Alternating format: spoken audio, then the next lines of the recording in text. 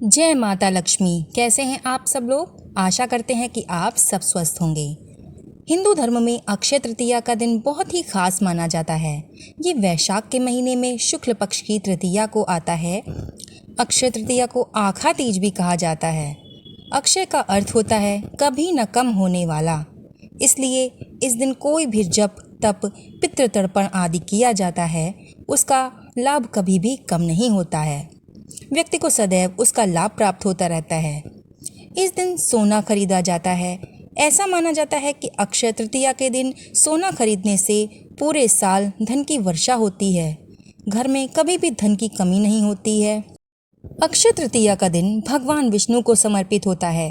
भगवान विष्णु हिंदू त्रिमूर्ति में से एक हैं।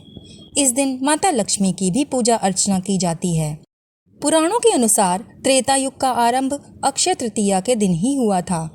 अक्षय तृतीया के दिन ही भगवान विष्णु के 6वें अवतार परशुराम का जन्म हुआ था। ये दिन बहुत ही शुभ माना जाता है। इस दिन को अबूझ मुहूर्त भी माना जाता है। इस दिन जो भी कार्य किए जाते हैं उसका कोई भी अशुभ प्रभाव नहीं पड़ता है। इसलिए अक्षय तृतीया के दिन यदि आप कोई भी शुभ काम, शादी ब्याह, मुंडन संस्कार या जनेऊ संस्कार कोई भी कार्य आप करते हैं तो बिना किसी पंडित से पूछे आप कर सकते हैं। तो आइए जानते हैं कि अक्षय तृतीया पंचांग के अनुसार इसकी तिथि क्या रहेगी। पंचांग के अनुसार अक्षय तृतीया की तिथि का प्रारंभ होगा 10 मई शुक्रवार को सुबह 4:17 पर। ब्रह्म मुहूर्त में अक्षय तिथि प्रारंभ हो रही है और इसका समापन होगा 11 मई को रात 2:50 तक। इसलिए उदय तिथि के अनुसार अक्षय तृतीया 10 मई को मनाई जाएगी।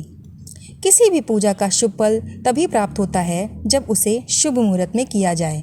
तो आइए जानते हैं इसका शुभ मुहूर्त क्या रहेगा। पूजा का शुभ मुहूर्त होगा 10 मई शुक्रवार को सुबह 5:33 से दोपहर 12:18 तक। पूजा के शुभ मुहूर्त में अगर आप भगवान विष्णु और माता लक्ष्मी की पूजा करते हैं तो आपको शुभ फल की प्राप्ति होगी। अगर बात करें अक्षय तृतीया के दिन सोना खरीदने का शुभ मुहूर्त क्या होगा, तो अक्षय तृतीया के दिन को अबूझ मुहूर्त माना जाता है। यानी इस दिन कोई भी शुभ कार्य अगर आप करते हैं तो इसका परिणाम शुभ ही होता है। अक्षय तृतीया का दिन अपने आप में इतना शुभ होता है कि इसके लिए किसी भी शुभ मुहूर्त को निकालने की आवश्यकता नहीं होती। इसका पूरा ही दिन आपके लिए शुभ है। पूरे दिन में किसी भी समय जब तक अक्षय तृतीया की तिथि रहेगी उस समय तक आप सोना खरीद सकते हैं। या फिर सोना खरीदने के अलावा आप मकान, ज़मीन, गाड़ी आदि खरीदना चाहते हैं तो वो वस्तु भी आप खरीद सकते हैं। लेकिन आपको ये ध्यान रखना होगा कि आप कोई भी खरीदारी राहु काल में ना करें, क्योंकि राहु काल में किया गया कोई भी शुभ काम या कोई भी खरीदारी शुभ फल देने वाली नहीं होती है। इसलिए जान लेते हैं राहु काल का समय। तो राहु काल का समय रहेगा सुबह 10:45 से 12:23 तक।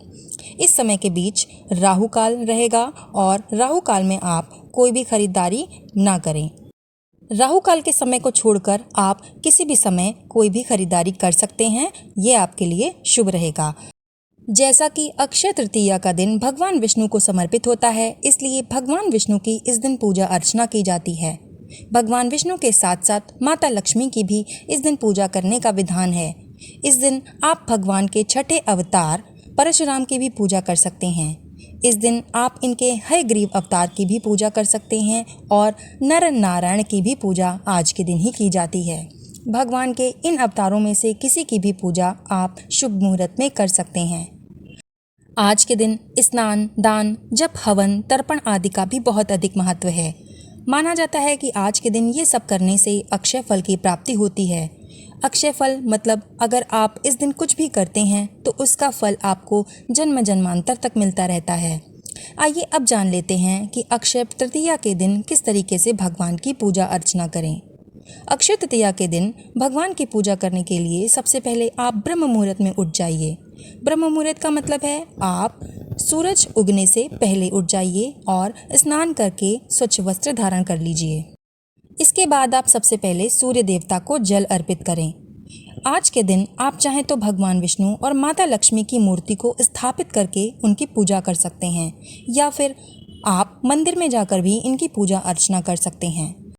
लेकिन जहाँ भी आप इनकी पूजा करना चाहते हैं वहाँ आप कलश स्थापना ज़रूर करें, क्योंकि अक्षय तृतीया के दिन जो भी पूजा की जाती है उसमें कलश स्थापना का बहुत अधिक महत्व होता है।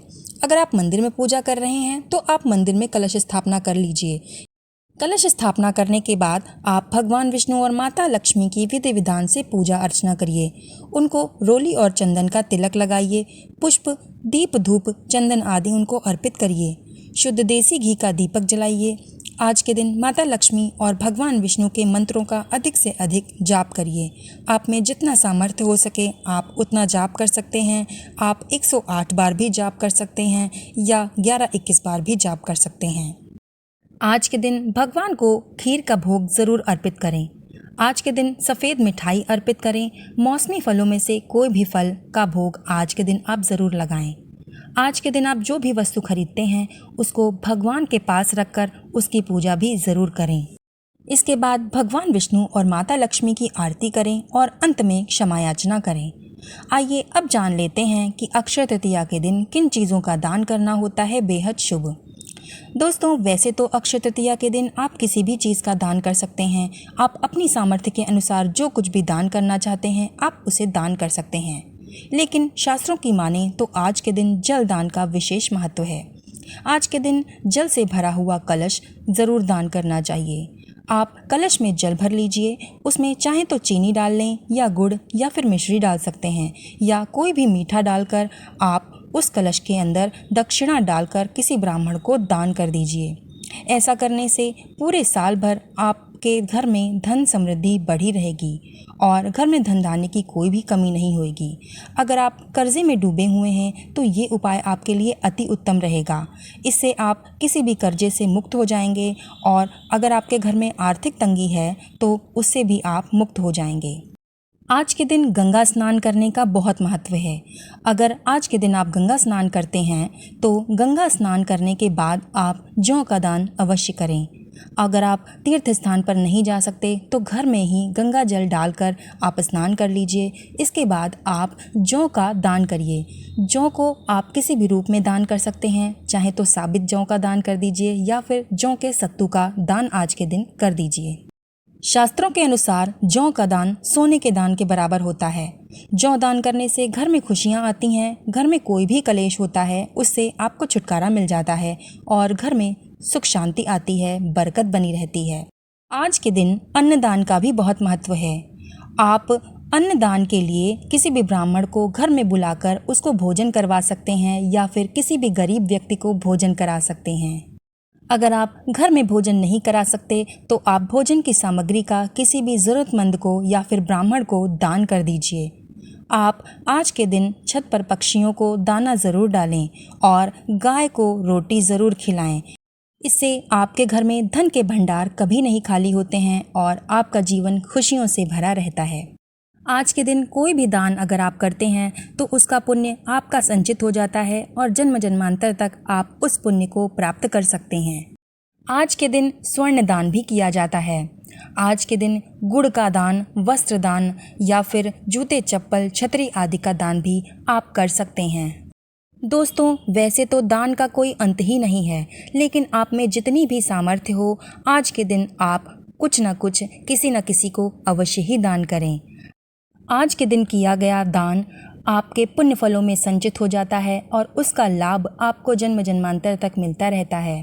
तो ये थी आज की वीडियो। आपको आज की वीडियो कैसी लगी हमें कमेंट में ज़रूर बताइएगा और हमें ये भी बताइएगा कि आप हमारा वीडियो कहाँ से देख रहे हैं। वीडियो को लास्ट तक देखने के लिए आपका धन्यवाद। आपका दिन शुभ हो।